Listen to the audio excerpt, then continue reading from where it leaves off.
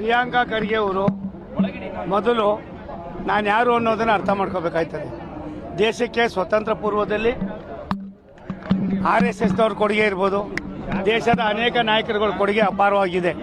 ಅದನ್ನು ಅರ್ಥ ಮಾಡ್ಕೊಳ್ತೀರ ಮಾತನಾಡ್ತಕ್ಕಂಥ ಬಾಲಿಶವಾದ ನಿಮ್ಮ ಹೇಳಿಕೆ ರಾಜ್ಯದಲ್ಲಿ ನೀವು ಮಂತ್ರಿಗಳು ಅನ್ನೋದನ್ನು ಮರೆತು ಎಲ್ಲ ಒಂದು ಕಡೆ ಇನ್ನೊಬ್ಬರ ಬಗ್ಗೆ ಗದಾಪ್ರಹಾರ ಮಾಡ್ತಕ್ಕಂಥದ್ದು ನಡವಳಿಕೆ ಇದೆಯಲ್ಲ, ಇದು ನಿಮಗೆ ಶೋಭೆ ತರ್ತಕ್ಕಂಥದ್ದಲ್ಲ, ಇದು ನಿಮ್ಗೆ ಗೌರವನೂ ಕೊಡ್ತಕ್ಕಂಥದ್ದಲ್ಲ.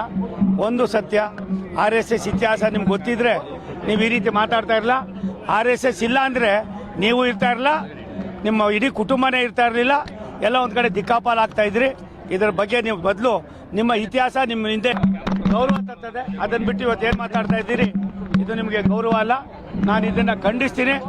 ಒಬ್ಬ ಮಂತ್ರಿಯಾಗಿ, ರಾಜ್ಯದ ಒಬ್ಬ ಸಚಿವರಾಗಿ ನೀವು ಈ ರೀತಿ ಜನರನ್ನ ಎಲ್ಲ ಒಂದು ಕಡೆ ಕತ್ತಲೆ ಕೋಣೆಯಲ್ಲಿ ಇರ್ತಕ್ಕಂಥದ್ದು, ಗೊಂದಲ ಸೃಷ್ಟಿ ಮಾಡ್ತಕ್ಕಂಥದ್ದು ನಿಮಗೆ ಗೌರವ ತರೋದಲ್ಲ. ಇಂತಹ ಬಾಲಿಶವಾದ ಹೇಳಿಕೆಗಳನ್ನು ಕೊಡೋದು ಮುಂಚಿತವಾಗಿ ನಿಮ್ಮ ಇತಿಹಾಸ ಏನು, ನಿಮ್ಮ ಕುಟುಂಬ ಬಂದಂತ ನಡೆದು ಬಂದ ದಾರಿ ಏನು, ಅದನ್ನು ಅರ್ಥ ಮಾಡ್ಕೊಂಡು ಹೆಜ್ಜೆ ಇಟ್ಟರೆ ನಿಮ್ಗೆ ಗೌರವ ಇರ್ತದೆ. ನೋಡಪ್ಪ, ಒಂದು ಕಚ್ಚಾಟ ಮಾಡಿ ಆಡಳಿತದ ಪೂರ್ತಿ ಕುಸ್ತೋಗಿದೆ, ಸರ್ಕಾರ ನಿರ್ಜೀವವಾಗಿದೆ.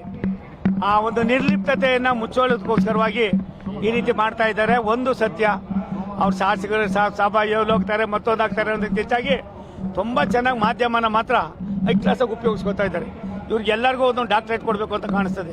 ಜನರನ್ನು ಬೇರೆ ದಾರಿಗೆ ಕೊಂಡೊಯ್ದು ಜನರ ಸಂಕಷ್ಟಕ್ಕೆ ತಾವು ಸ್ಪಂದಿಸ್ತೀರಾ.